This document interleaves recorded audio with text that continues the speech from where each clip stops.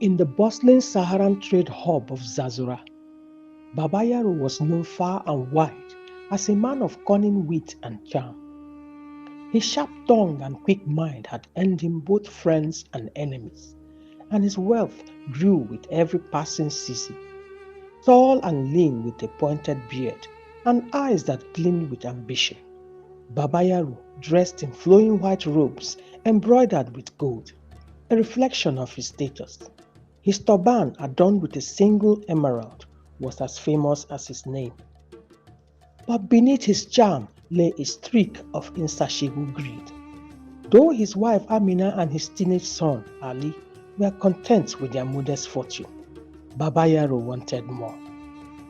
A man is remembered by the size of his wealth, not his heart, Baba Yaro would often say, dismissing Amina's quiet admonitions. She, a deeply spiritual woman, often prayed for her husband to find peace in what they had. One fateful day, Baba Yaro decided to venture deeper into the Sahara, chasing rumors of a rare treasure hidden in the endless dunes. With a caravan of camels laden with goods, he set off, ignoring the warnings of the villagers. The desert has its own laws, Yaro, an elder warned, leaning on his staff. Many have gone and few have returned. But Baba Yaro only laughed. The desert bows to the wise. I will find what others could not. Days turned into weeks as Baba Yaro and his caravan trudged deeper into the unforgiving sands.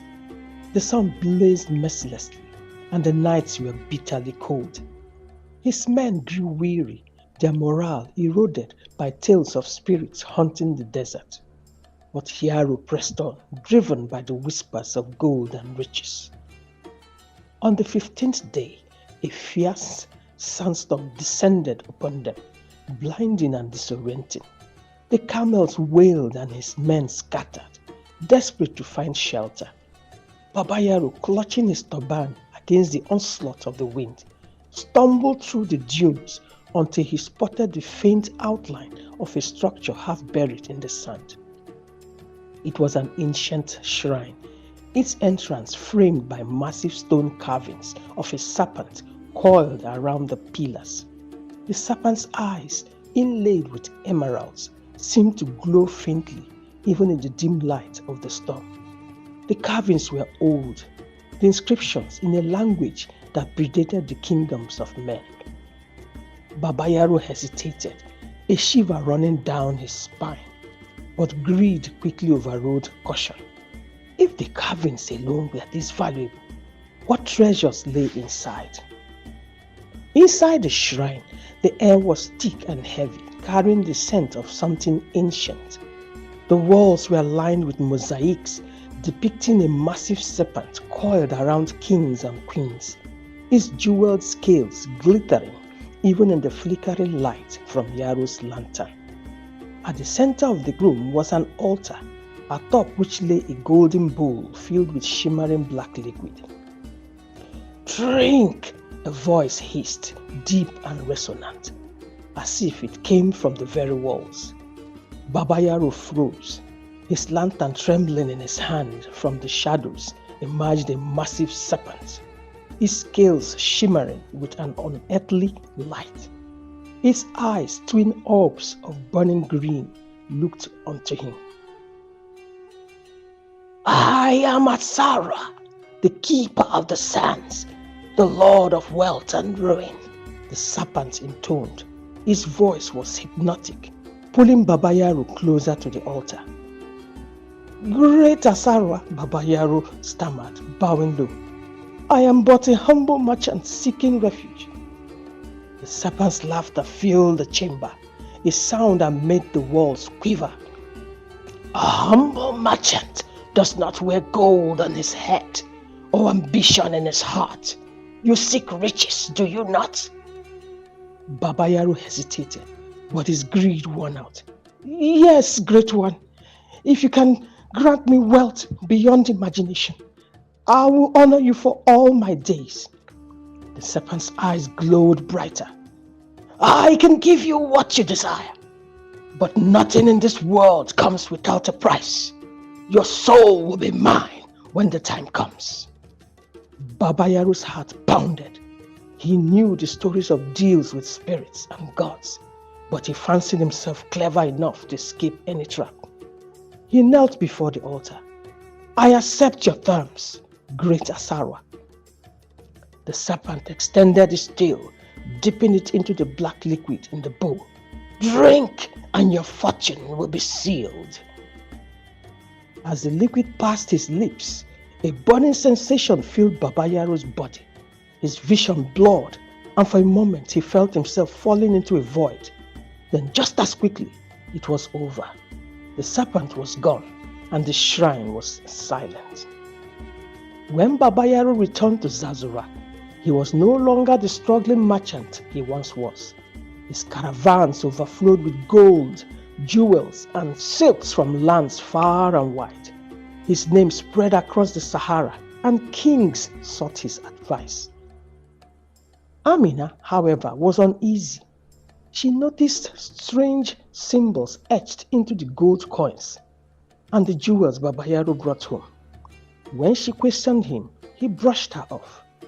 Do not question the blessings of the gods, he said, waving dismissively.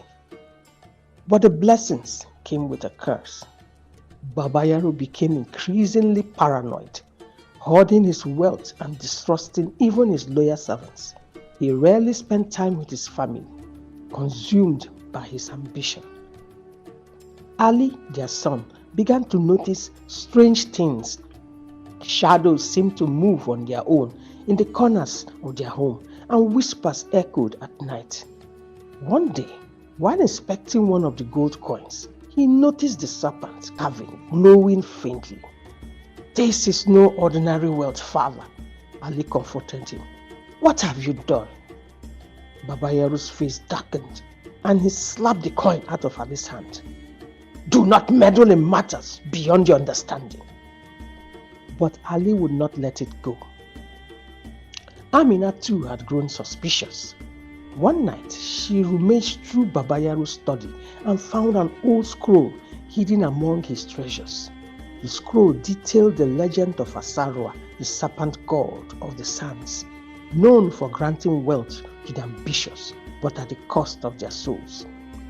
Confronting her husband, Amina demanded the truth. What have you brought into this home, Yaro? Our wealth feels like poison. Baba Yaro, now tormented by nightmares of Asarua, finally admitted the deal he had struck. I thought I could outwit him. I thought I could find a way to escape the curse. But Asarua was not to be cheated. As Baba Yaro's wealth grew, his family began to crumble. Amina grew distant, Ali rebellious, and whispers of betrayal filled his dreams. One night, the serpent god appeared in Baba Yaro's room. The time has come, merchant! Your soul is mine! No! Baba Yaro screamed. Give me more time, I can serve you. The serpent's laughter shook the room. You think you can bargain with me again? Foolish mortal! Desperate to save his family, Baba Yaro sought the help of a local diviner. The diviner, an elderly woman wrapped in red and black robes, listened intently. The serpent god is bound to the shrine. If you can return there and destroy his altar, you may be free. Baba Yaro returned to the desert, guided by Amina's prayers and Ali's determination. The shrine loomed before them, more ominous than ever. Inside, Asarua waited, coiled around the altar, his emerald eyes blazing. You dare defy me? The serpent roared, his voice shaking the earth. Baba Yaro, trembling but resolute, held up a golden amulet the diviner had given him. You tricked me, serpent! Now I will end this. A fierce battle ensued. Asarua launched his massive coils crashing into the walls, but Ali, quick and resourceful, distracted the serpent by throwing flaming torches. Amina chanted prayers, her voice steady despite the chaos. Finally, Baba Yaro plunged the amulet into the black liquid on the altar. A blinding light filled the shrine as the serpent screamed in agony. The shrine began to crumble and Asarua's form dissolved into the sands. Baba Yaro returned to Zazura a changed man. His vast wealth was gone, but his family was intact. The villagers, once envious of his riches, now admired his humility and resilience. He rebuilt his life, this time valuing love and integrity over gold. Amina and Ali stood by him, proud of the man he had become. And as the sun sets over the desert, Baba Yaro would often tell the tale of the serpent god, warning all who listened. Riches gained without honor will always cost more than they are worth. Thanks for watching. Please do remember to subscribe and press the notification button if you like this kind of content. Remember, be contented with what you have. Do not envy what others have. Always be contented with what God has given you. Thanks for watching.